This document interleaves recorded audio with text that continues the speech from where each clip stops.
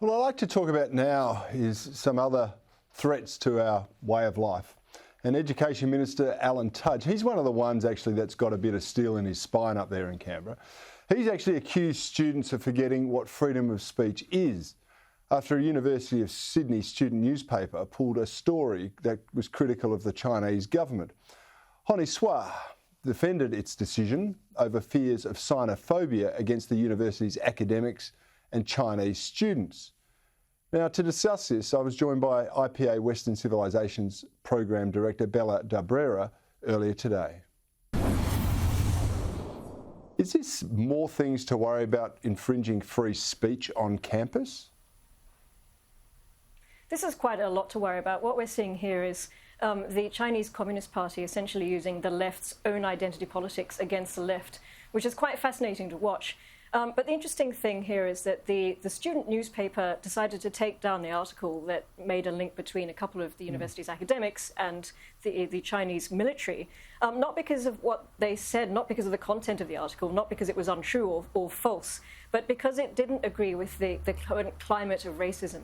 So we're having a situation here where the Chinese Communist Party is essentially crying racism every time someone criticizes it. But the criticism is absolutely quite valid. They've got this Thousand Mind program, which has recruited academics and scholars. It's been paying them, on the side outside of their university payments as well, and claiming some of their research and discoveries as Chinese research and discoveries. I mean, how far has the Chinese Communist Party infiltrated some of our educational institutions, do you think? It's a very deep infiltration, and this has been discussed a lot in the last couple of years. And, we must remember that the University of Sydney still has a Confucius Institute among many other universities in Australia, which is directly tied to the Chinese Communist Party. So they're happy to host a Chinese Communist Party Confucius Institute, but they're not happy to host a Bachelor of Arts in Western Civilization. If you remember, three years ago, the Ramsay Foundation attempted to work with University of Sydney to run a Bachelor of Arts in looking at great books, looking at Western civilization, looking at Shakespeare and Dante. And I don't know if you remember the uproar and the petition that the University of Sydney launched at the time, which was, Western civilization is essentially Western supremacy writ large.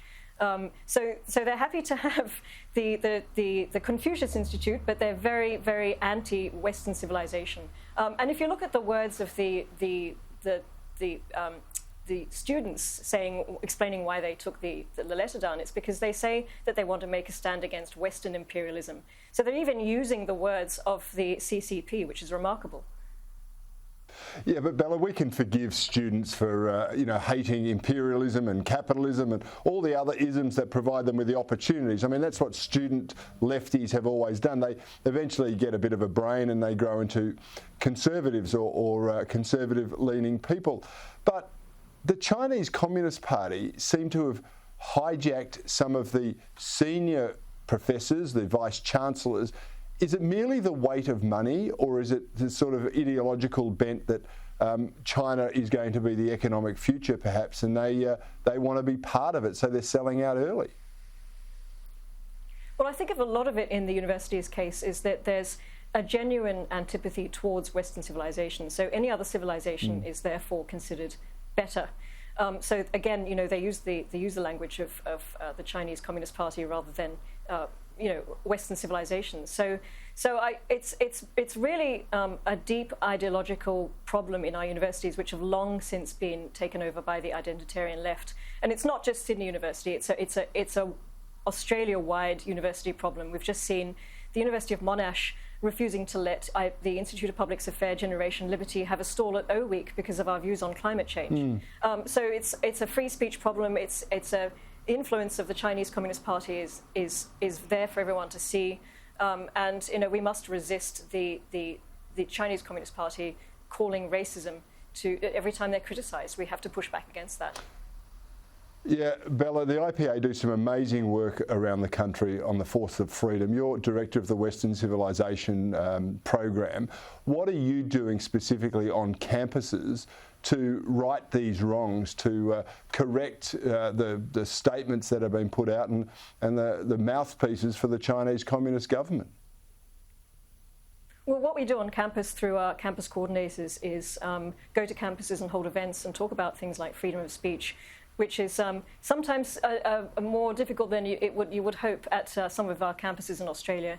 So we constantly talk about where we get our freedoms from. We talk about what benefits Western civilization has given to us, and why Western civilization is our civilization, and it's the reason why we live in a stable and prosperous country and why we have freedom of speech. Yes, it's quite extraordinary that so many people want to come to Australia because it is built upon the foundations of Western civilization, the rule of law, the ethic of reciprocity, the fact that, you know, we can pursue our own personal good and a community good at the same time. All of those things, and we're free from unfair interference of government, or we have been in the past. So people are attracted here for this reason, but many of them who are here want to seem to fight against it and surrender to an authoritarian regime that is harvesting people's organs and committing genocide in parts for the Uyghur community. It just seems beggars belief, doesn't it? It does beg a belief, but this is pushed by a minority of students on campus. We know this. They're a very vocal minority. The IPA often commissions surveys of other students, and it comes back with an overwhelming majority of students are scared to express their true opinions because of other students, not because of their teachers or because of administration. So the problem is within the student community, as we've seen here with the student newspaper completely bowing to the pressure of the CCP. Yeah, but I'm going to say this, in favour of our politicians, there's been a number of them across party lines. Kimberley Kitching from the Labor Party, we've had James Patterson from the Liberal Party, Dave Sharma from the Liberal Party. They've come out and supported freedom of speech on campus, including the Education Minister. So there is still hope, and with the great work that you're doing and the IPA is doing, we can win this battle against the communists. So Bella de Brera, thanks so much for your time tonight. Thanks so much.